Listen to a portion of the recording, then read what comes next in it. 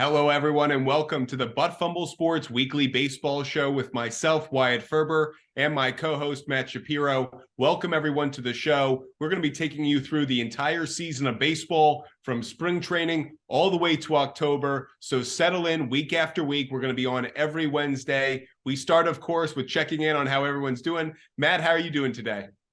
I'm doing fantastic today, Wyatt. How about yourself?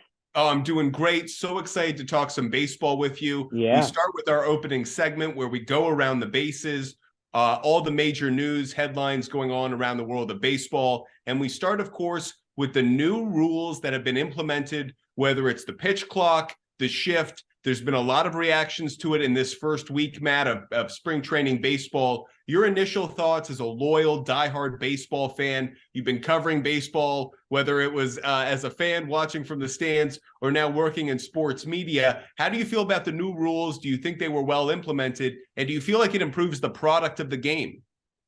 Overall, I feel that it was necessary for the game of baseball to do this. I felt like it was at a point where the product was getting, I don't want to say out of hand, but it wasn't meeting the criteria of a good, entertaining product on the field anymore. And I think that's what baseball and what sports are, they're entertainment. And so these are rules that are meant not just for the entertainment factor, but for the health of the game too. So far, how they're being implemented. We don't have a large sample size so far. It's only been a few games here in spring training that we've seen, and so far there's growing pains to it, which I think was assumed there would be. I do believe that everyone will sort of figure it out like any other thing. I know that there have been some players, there's a lot of rules to be able to digest in a short period of time, but I do think that they will somehow, some way figure it all out. And I know that there's been a lot of clamoring about the pitch clock, and one of those plays over the weekend in a game where the game ended on a pitch clock violation. I don't see that happening. We'll get to that later on in the show too in our over under segment and gambling, but I don't believe that it's going to impact it in the negative way. I think these rules, once that the players start to figure it out and get used to it, it's just all about reps. I do think that once we have enough reps on it, it'll be figured out for the umpires as well. I think they're being a little bit more strict on them in spring training, which I think you have to be to get everyone used to it, and sort of a worst case scenario if these things aren't followed. But I think once we start playing games that actually matter, I do believe that everyone will sort of follow. So I'm happy that Major League Baseball did it. I think it was necessary. And it's not even just to speed up the game; it's just to make the product better and more entertaining, which I think that they had to do that for the fan base. I agree. And just like with NFL in training camp, in preseason, you see referees try to implement the latest rules, what's being emphasized by the league office, and you see kind of an overzealous reaction to some of the flags or some of the early calls by referees. That isn't what the standard will be throughout the regular season. I don't think we'll ever see a game. We'll get to this as to your point, whether we see a game ever finish on a violation, that is very much in question. But I think certainly in spring training, baseball wants to lay down the law, wants to get these players accustomed to these new rules. We saw it with the substance on the hand rule. Yeah. They were strict early on, but clearly over time, they want to get these players more regimented into what will ultimately be the structure of the game moving forward. I am happy to see a quicker game. There's no reason that a baseball game should take 4.5 hours. 2:30, 2:45 is fine. And I think we're going to see dramatic reductions in time, more because of the hitters. I think pitchers are ready to go. I think oftentimes it's the hitters that cause the delay. I completely agree. Max Scherzer had a great quote the other day saying that he thinks he's gained all the control in this situation now too, with the way that he can manipulate it. I think the batters are just a little bit confused on what to do. I know a lot of batters are going into the box with about 15 seconds left on the clock. They're just getting in and out, and then the pitchers can kind of just milk it as long as they want. It's going to be interesting to see the cat and mouse game within those confines. I know the rules happen. You had batters before step out of the box, do something with their batting glove and try to throw off the pitcher walk off the mound too. It's going to be interesting to see the new chess matches that happen between the two. I'm just going to be interested to see what happens with this game moving forward, because, they did some stuff too with the bases about pitchers not allowed to throw over to base runners as well, to try and limit that. They only have 2 times per sort of, I don't know how they worded it, but 2 times per at bat. They made bigger bases too to try to encourage more base stealing, which I think is something that, when you have more. It's not to encourage more base stealing. I got to correct you on that. It's out of player safety. That's why they increase the size of the bases. It has nothing to do with adding stolen bases. So you're putting out a false rumor there. It is purely because they're claiming that too many contact occurrences happen when a foot is coming down on the bag right as the first baseman's reaching for the ball. If it's claiming that it's for more stolen bases, I'm calling nonsense on that. Well, that's where I've seen some players say that that's going to add to it too. It may add to it, but it might be a byproduct. so it might be a byproduct and a secondary part of it to save with players coming in with their hands in the kid. I understand that makes total sense too, but I think it will encourage more base stealing in that regard too. And I think that's overall good for baseball because the more times you have runners on the base path, the more time the ball is in play. That just adds for more excitement instead of waiting in between with pitches. So I think that's where Major League Baseball is going to benefit in those situations. And it might not be this is what our initial thought was behind it, but it might be a byproduct and an ancillary benefit of this situation of more base stealing, because as we've seen over the last decade, base stealing numbers have gone way down. It's just not into the sort of sabermetric approach to it. So I think that hopefully will change some of the approach and some of the strategy around with the team and just add for more excitement for the fans. I certainly agree with you. And one of the things Theo Epstein, who's kind of the genius behind all of these changes, what he's emphasized is he wants to see the ball in play and he wants to see players in motion. Those are the two factors that give the most excitement to fans. I absolutely agree with him. Stolen bases, I agree, is going to be a positive byproduct. If you have to cover that same amount of ground, but you have a few inches now more in your favor, you're going to get a few more stolen bases. And now again, because you can time a pitcher based off of the limited amount of opportunities he has to throw over to first, it's certainly going to have an impact. I'm excited to see how that particular rule change plays out over the course of the year. The no shift, that's also going to make a massive difference. It's going to increase numbers for left-handed hitters. We'll talk about that a lot more in a little bit, but I want to move on to now our second topic as we go around the bases of the major headlines around baseball, and we go to Manny Machado, someone who's already suffered a violation in the batter's box, but when it came to writing checks or receiving checks, he just cashed one. The San Diego Padres extend him to a massive new deal that should keep him in San Diego for what they say is a decade. We probably won't see him in San Diego to that length of time, but they are really pairing he and Xander Bogaerts together for the next 6-7 years. Obviously, Juan Soto's on the team now. San Diego Padres have become a deep pocket team, not something I expected. Matt, are you surprised that they made the move for Machado? And if you had to give it a grade, what would it be? Not surprised at all. It's something that I felt like they had to do. They are a team that's gone all in with picking up Soto last year. And don't forget about the extension of Tatis as well. I know he's been not on the field very often, so it's easy to forget a guy like him. But when he's on the field, maybe the most exciting player in all of baseball. They spent a ton of money on Xander Bogaerts. This is an ownership group and a team that is not afraid to do it. And I think they have been forced to because of the team that everyone's chasing that division in the National League, really for a lot of baseball besides the Houston Astros, and that's the Los Angeles Dodgers. So to stay with them, you have to make moves like this. And Manny Machado, you could just see last year when he was celebrating that division series win against the Dodgers, how excited he was and how much it meant to him to win in San Diego. I think all those players really fed into the city. They are, for lack of a better term, celebrities in that city too. I think just everyone galvanizes around the Padres because it's the only really product they have in San Diego right now professionally. So I think it was a must move for the Padres. The grade, I would say, is interesting depending on which side it is. I mean, Machado on the open market, a player of his age, you saw what happened with Nolan Arenado when he opted into his contract, when his option, he took it in there. And so with Machado, I don't think he would have gotten much more in the open market. So I think he had to do it from his standpoint. I mean, I'd give him an AA minus, and for the Padres, I'd give it maybe a B plus. But overall, the grade is a B plus, A minus, because I think what he's meant to the city, he's the face of that franchise right now, considered one of, if not the best third baseman in all of baseball. He was a MVP candidate for the majority of the season last year. I just feel it was a must move between, he gave that arbitrary date and a little bit ago in the middle of February to have it done. It didn't meet that deadline, but they got it done regardless. This Padres team is not afraid to spend money. They've had to keep up with the Dodgers. And you saw it last year with them beating them in the division series. I think it's a great move, and I would say we'll get to it later on too, but they have to be right now neck to neck with the Dodgers. I'm not as crazy about the move as you are. I like re-signing him. I thought the length of terms was too long. I don't feel like he will ultimately hold the kind of value that they're hoping for. I know he's a really good player, both on offense and on defense, and he's been consistently on the field. I like his value for the next 4 or 5 years, but you push that out to 7, 8, 9, 10 years. I feel like the player ultimately loses his value. Now, there are a lot of ways that you can move on from a player in that situation. So I don't necessarily think that means he's going to be a Padre for life.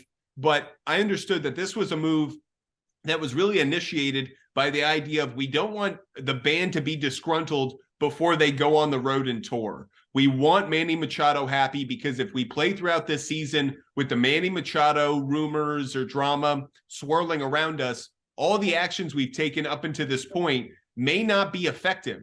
Getting Juan Soto, getting Xander Bogaerts, re-signing Yu Darvish, re-signing Tatis, making all these moves, all of a sudden that could be put in a much different light simply because Manny Machado is making waves by saying he's going to be a free agent.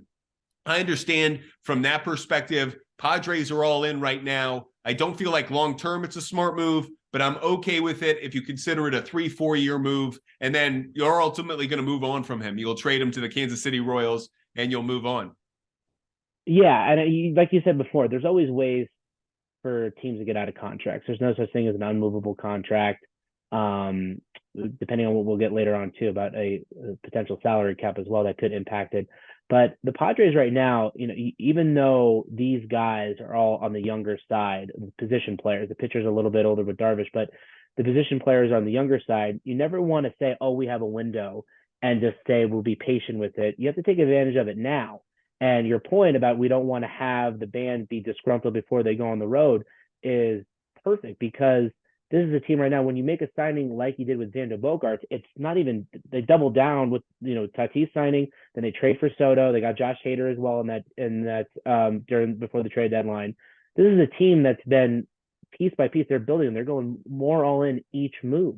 And so right now, when you look at it too, and you beat the Dodgers in the division series last year, the Dodgers have taken a step back by losing, if not their best player, in Trey Turner to free agent to the Phillies.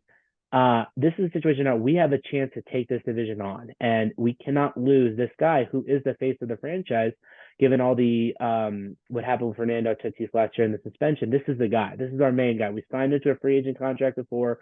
This would be really bad with the fan base if we don't re-sign him. I think it was inevitable that this was going to happen. Now, I agree that none of these contracts, these 10 plus years contracts, they never age well. Can you name me a 10-year contract for a position player that has really aged well? Maybe look at the Alex Rodriguez deal with the Rangers. It wasn't with the Rangers, but it ended up aging pretty well with the Yankees.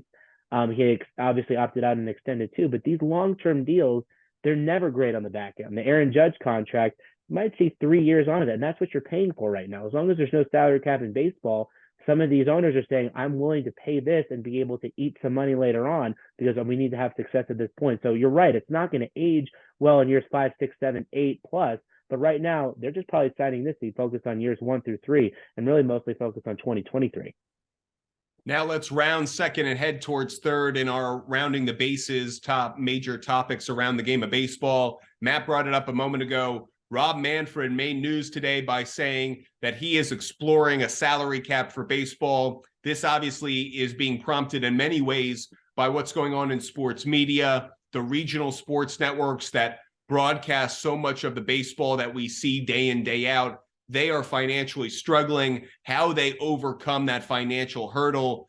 The league is trying to step in and trying to find solutions to this. A salary cap, trying to keep some of these salaries in line with the economics of the game is a major issue for not just Rob Manfred, but for a lot of other individuals, whether it's the people working at these networks, whether it's the teams themselves, the players as well. I think the players sometimes are naive to the fact that so much of their salary actually comes from these regional networks and the advertising that they get from the regional networks. So while they may think that they're getting it from fan bases or they're getting it from these big deals with ESPN or other networks, they're really not. You're getting it from regional networks that are selling local car ads, that are selling local business ads. And so the economics of this is so dramatic and so incredible. Baseball has lived forever without a salary cap. It's probably long overdue, but the MLB PA, being as strong as it is, has resisted it. Matt, do you finally think it's time that baseball has a salary cap? Well, you hit the nail on the head by saying it's long overdue. They've been trying so many different ways with the revenue sharing model. You've had a lot of teams now that don't want to pay into the luxury tax that they've had that they implemented with the recent CBA. There's a lot of teams that are already kind of implementing their own salary cap in a way. The only team that I could tell you that is not, it would be the Mets with the way that they've spent. Now, obviously the Dodgers, the Yankees, the Red Sox, the major teams, they have endless money that they could just spend when they want to, but a lot of them have become more budget conscious. And I think it's for the better too, because, a lot of teams have moved towards younger players and have stayed away from these long-term contracts. And so it is inevitable. I think a salary cap is going to happen. You said it's long overdue. I completely agree with you, just because the regional sports network TV deals, those are ones that are paid. It's no secret. It was no coincidence that when the Rangers a few years ago were able to sign Corey Seager and Marcus Semien and then sign Jacob deGrom, they had a major contract extension with their regional sports. Now with the status of a lot of the RSNs uncertain, and it looks like that the whole setup of the way that we consume baseball on the local level is going to be it's going to be completely turned upside down here, and it's going to be happening very soon. This is something that Rob Manfred has to do. And I don't know. I don't think that there's any way that this could happen this season. Now, when you're looking at 2024, I think it has to happen. The MLB PA is not going to want this to happen. It's going to fight tooth and nail. I just really hope that it doesn't end up like these other battles have happened between Major League Baseball and the Players Association, where we don't see baseball on the field. That was really harsh, but I think that eventually it has to happen, just because a lot of these salaries are insane. And I don't think the teams, honestly, I don't want to cry for these teams, but the teams are not going to have the resources to be able to pay for it, because these teams get money from the regional sports networks in order to pay their payroll. That's how the business model works out. And if you're not getting money from the regional sports networks to be able to pay for your players, then where is the money going to come from? So I think a salary cap is inevitably going to happen. Whether it's a good move or a bad move, I'm not really sure. I don't think baseball is a sport that would benefit from parity as much as the NFL. But at the same time, I think it's going to have to find a way to benefit from it. The old line, the old adage, billionaires fighting millionaires. We know who ends up winning. It's the billionaires. But that said, Major League Baseball owners are not like NFL owners. They're very different. And again, so much of where they get their value, their year in, year out revenue, is from these regional networks. So if the league and the players don't understand that, the owners are just going to pass the expense either on to the fan, or they are going to spend less money on the field. Either way, the product suffers, the fan suffers, the game suffers. I have a big problem with MLBPA. They're an organization that they do not do enough to preserve baseball. They do not do enough to preserve the game for the fan. I understand that they are a body that represents the people within the organization, and that is their sole duty. But as someone who honestly loves the game of baseball, if you want to see baseball thrive over the next century, there needs to be a salary cap, because Aaron Judge and Mike Trout and these contracts are actually bankrupting the game. And they're actually taking money away from players 10 through 26 or 27, whatever the roster is now. They're taking away money from minor leaguers. I know that the MLBPA will come out with an argument that says that's not the case. Nonsense. That is the case. Mike Trout getting paid the amount of money that he does bankrupts the Angels, and thus they can't afford to either pay other players or build a competitive roster. That makes everybody suffer. I understand that Mike Trout wants to get paid every dollar that he's worth, but in a marketplace where he can get paid enough so that it bankrupts the rest of the league, that is a busted system. And the MLBPA, the MLB commissioner, they need to come to some kind of agreement. because if we expect the owners to take on this burden, the owners have been burdened. They've already gone through the last half decade of seeing the regional networks dry up with money as technology changes, as platforms change, as the distribution of the game changes. It is up to the players to catch up. These players watch things on Netflix. They watch things on YouTube. They have subscriptions. They are consumers. They should understand better than everybody that the dynamic business model that worked before with regional networks no longer exists. And if they do not change, the sport will suffer, and it'll move even farther down the ranks. Because right now, baseball may be America's pastime. Right now, at best, it's America's fourth favorite sport behind pro football, NBA, college football. Right now, the MLB is in a dangerous position. They've got young talent. They have young stars. They have franchises that are valuable. But if they don't do enough to accommodate the fan, and more importantly, accommodate the economics of the sport will ultimately suffer. Now, go ahead. Well, no, I completely agree with you in that regard. The MLBPA is mostly, you have Scott Boras behind the scenes pushing a lot of that. I'm sure that he doesn't want this salary cap implemented at all. It takes away from a lot of his major clients. I would say the only reason I wouldn't want the salary cap is because I would love to see the bidding war for Shohei Ohtani. Because you're a Yankee fan, and because you've lived in a land of no salary cap and major spending forever. So, of course, Dallas Cowboys, you don't want a salary cap because Jerry Jones will go buy you a championship. But it would then be put on Brian Cashman to develop players just like he already has. When the Yankees have been their most successful, they develop talent anyways. They do. And I think that, this model has changed since George passed away and Hal's been able to take over the team really and gave more of the reins to Brian Cashman and changed the whole Yankees approach to it.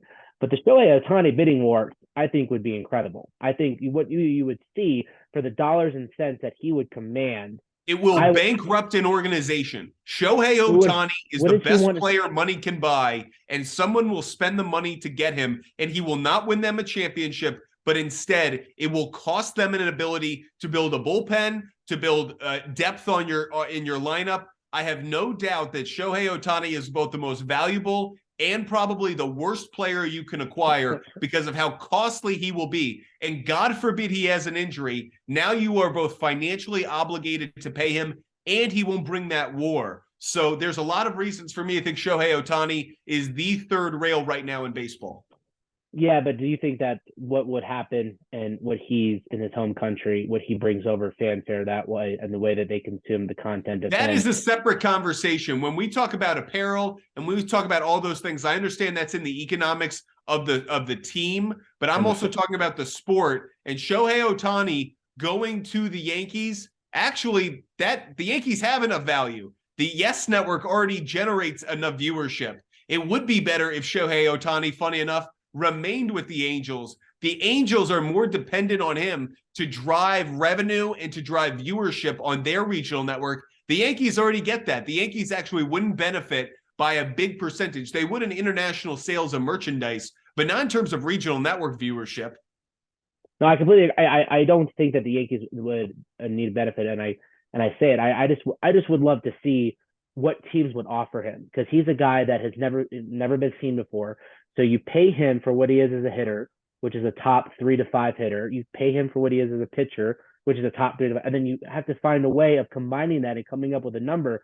I just would say if the salary cap comes in, maybe delay it a year just so we can see the Shohei Ohtani. Don't worry. We won't get a salary cap that soon. There's no way something of this magnitude, this avalanche of a move would ever happen this quickly. But let's round third. Let's head for home as we close out our top topics in Major League Baseball. And this is the World Baseball Classic. Gets underway in just a few days. We'll talk about our prediction at the very end of the show. But Matt, are you a fan of the World Baseball Classic? Are you excited about it? Are you going to watch any of it?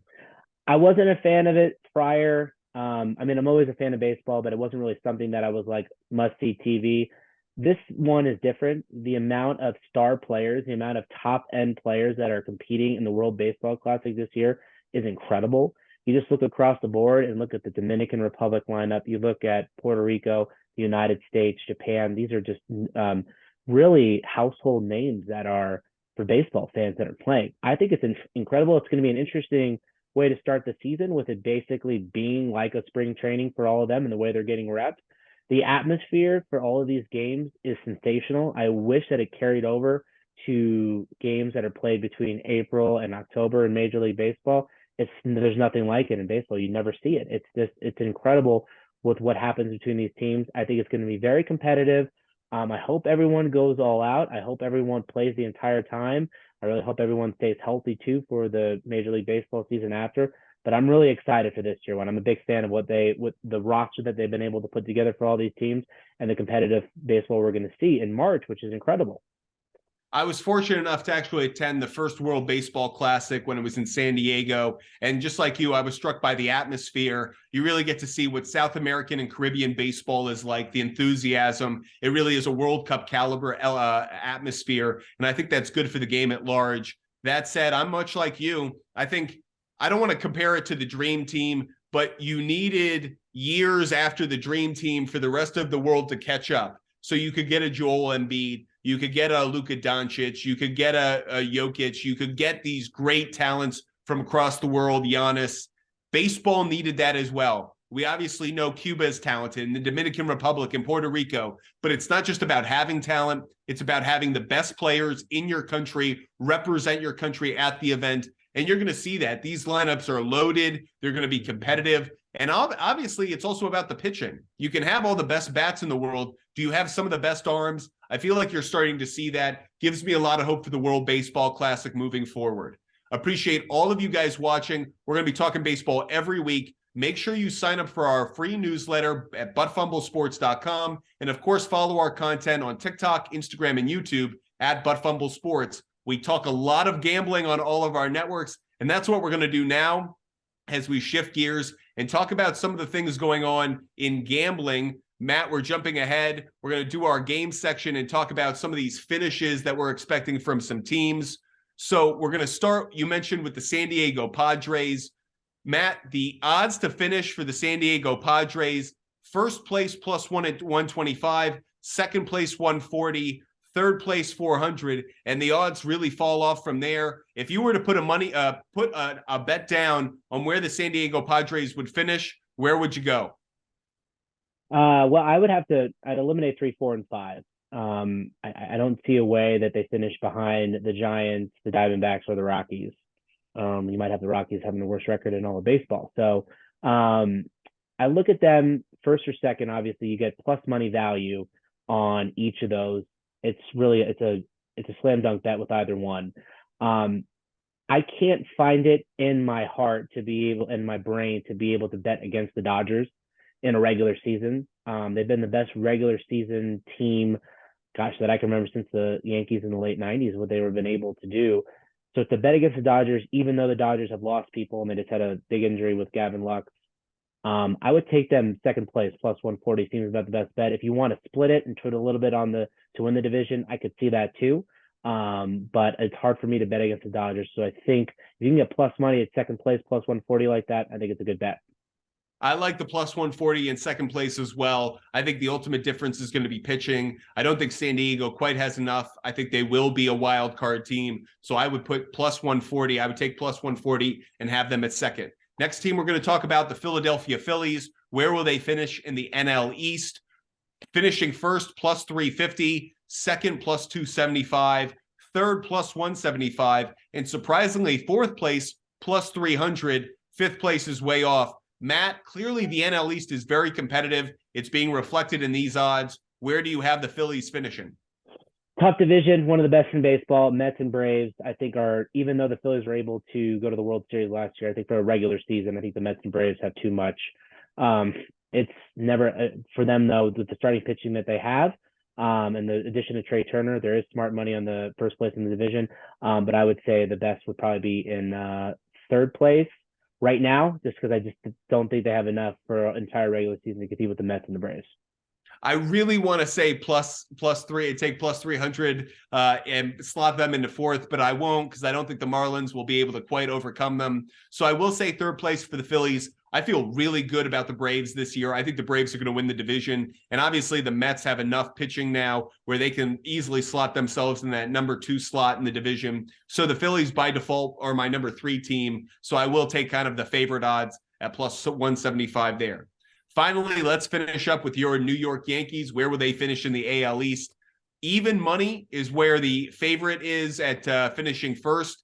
Second place is plus 200, third place plus 400, and then really falls off from there. Matt, is there any way you're not taking the Yankees at even money to win the division?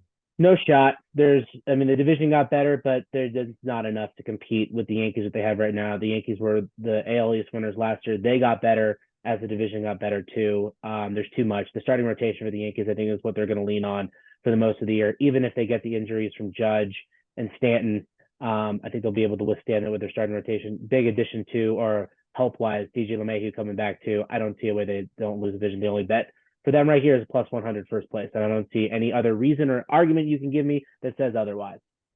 They have the pitching. I really like the depth that they have in their rotation. They're getting Clay Holmes back in the bullpen, and obviously maybe the best overall lineup in the American League. I have to agree with Matt. Even money. I love it. Okay, we're going to go quickly through some other betting odds. This goes to total win totals or total wins for the season. Let's go to the Boston Red Sox over under 77.5. You're getting this at minus 120 either side. Matt, over under 77.5 wins for the Red Sox. I go over. The Red Sox have a bad year, then they have a good year. I just think Alex Cora led team with the roster that they have. I still just hard for me to go against them. I've seen them too many times win games. I'm going to take the over 77.5. I'm going to take the over as well. I think they're a little bit better than people think. I think a lot of people are overlooking some of the additions they made. I think the lineup isn't that bad. I know they lose Xander Bogaerts, but they do have Justin Turner. They added the Yoshida out of Japan. I think the team is a little bit better than people think. I can see them getting 80 wins, but I don't like them getting too much more than that, but that still covers the win total. Sleeper Houston MVP, Astros. Devers too for MVP sleeper, and I keep an eye on that one too. Houston Astros over under 96.5. You're getting that minus 120 either way. Matt, what do you think? Gosh, they lose another big guy, right? And Justin Verlander, and you see the win total still at 96.5. This is just what they're able to do. Trash can or no trash can. The team is just, they do it every single year. The division is better. So I'm going to take the under just because I feel like the Mariners are going to compete a little bit more and take some wins against them. And it's not going to be as easy for them to go through. So I would take the under at 96.5. I'm going to take the over. I'm going to get them getting 98, 99 wins. I'll take the Astros over their win total. Next team, the Los Angeles Dodgers over under 97.5 wins. Obviously, we talked about the challenges that they have going up against the Padres. Over, you're getting at plus 105. Under, minus 145. Matt, over under 97.5 wins. Plus money on the Dodgers over 97. I'm going to take it. You have some question marks on the starting rotation, but they always figure out a way for a bullpen, which you need throughout the entire regular season. They'll find a way to be able to do it, and they're going to generate enough offense. They still have Mookie Betts and Freddie Freeman, Will Smith. They're all stars on their team. Taking the over-under of 97.5. I'm going to take the under on this. I think that in part, not playing against your division as many times as you used to will impact the Dodgers. They're going to have to play against the NL East a little bit more. They're obviously going to have to play the AL as well. I think they're going to go under their win total. So now we're going to shift finally to our player prop bets. That has to, and we'll start with Trey Turner, who moved from those Dodgers to the Phillies. Trey Turner total runs scored over under 104.5. Matt, do you think Trey Turner will get 105 runs scored, or will he be under that? He's going to go over the total. It's a loaded lineup. It's a variable. You depend on others to drive you in. He's going to be on base a ton. There's a lot of people behind him who will be able to drive him in, including Bryce Harper, who's going to come back from his injury. I'm going to take the over 104.5. I'm going to take the under, but this is one in which I think Trey Turner is going to get injured. He has a history of getting injured. I think at some point he'll get injured in this season, and I think that's going to prevent him from being able to score 105 total runs. We move to Aaron Judge, obviously coming off 62 total home runs last year. His total home run is set. His home run total is set at 45.5. Matt, over under for your right fielder, Aaron Judge. Will he get to 46 home runs? I'm going to take the over. He had a smirk on his face in his press conference right before spring training too, when someone asked if he could do 62 again. Kind of laughed and thought he could. If this guy's healthy, I don't see why not. And when he's had his healthy, good seasons, he's been able to put the ball over the wall. And that short porch in right field at Yankee Stadium always helps. So I'm taking the over. I'm going to take the over as well. I think he can get to 47, 48 home runs, even if he does have an injury. So I think Aaron Judge will hit his over total home runs. And finally, for the last player prop bet, Jacob deGrom over under 11.5 wins now on the Texas Rangers. Remember, a win versus an appearance and what that all means. So does Jacob deGrom get to 12 wins, Matt? I'm going to say yes. I think he's going to find a way to be healthy. It's just a matter of health with him to be able to get enough starts to be able to do that. He's not with the Mets anymore, who just seemed to never get him a win when he did that. I think just the change in uniform, not a ton of logic behind it, but I'm going to take the over in 11.5 wins. I'm going to do that as well. I think he gets 13 wins in total. Okay, our final segment of the show, we're going to be rapid fire through this. This is Call Your Shot, make your prediction. We will start with the WBC winner, the World Baseball Classic winner. I'll call my shot and go with the Dominican Republic. Matt, who you picking? Puerto Rico, the winner. Okay, love it, love it. Okay, next, regular season MVP. Matt kind of tried to shout this out, annoyed me earlier because it was my sleeper picker. So I thought Rafael Devers is going to be my regular season MVP prediction. Matt, what do you think? For the American League, I mean, Devers was the one that I was looking at. Luis Robert from the Chicago White Sox. I think they're going to have a much better season. I think he's just Robert Robert, probably going to get destroyed on pronunciation of that. But that outfielder for the White Sox, that guy's your MVP of the American League. Okay, and finally, your World Baseball champion. I'm going to go with the New York Yankees. I think finally the Yankees get over the hump and finally win a championship. It's been far too long for a franchise that has so much. Matt, who wins the World Series this year? I mean, I'd have to agree with you. The only other team that I think would do it again is I can't go against the Houston Astros. I don't think the Yankees are better than them. So I would say that we would have our first repeat winner since the Yankees in the late 90s to win the World Series. That'd be the Houston Astros. Appreciate all of you guys joining us for the Butt Fumble Sports weekly baseball show. We will be on every week talking baseball through spring training, regular season, and the playoffs. So make sure you join us. Make sure you're following us on TikTok, Instagram, and YouTube, Butt Fumble Sports. You can find us on Twitter at Sports Fumble. And of course, go to our website, buttfumblesports.com, and sign up for our free newsletter that comes out every Friday. Matt, it was so great joining you. We'll talk again next week. Thanks again, Wyatt.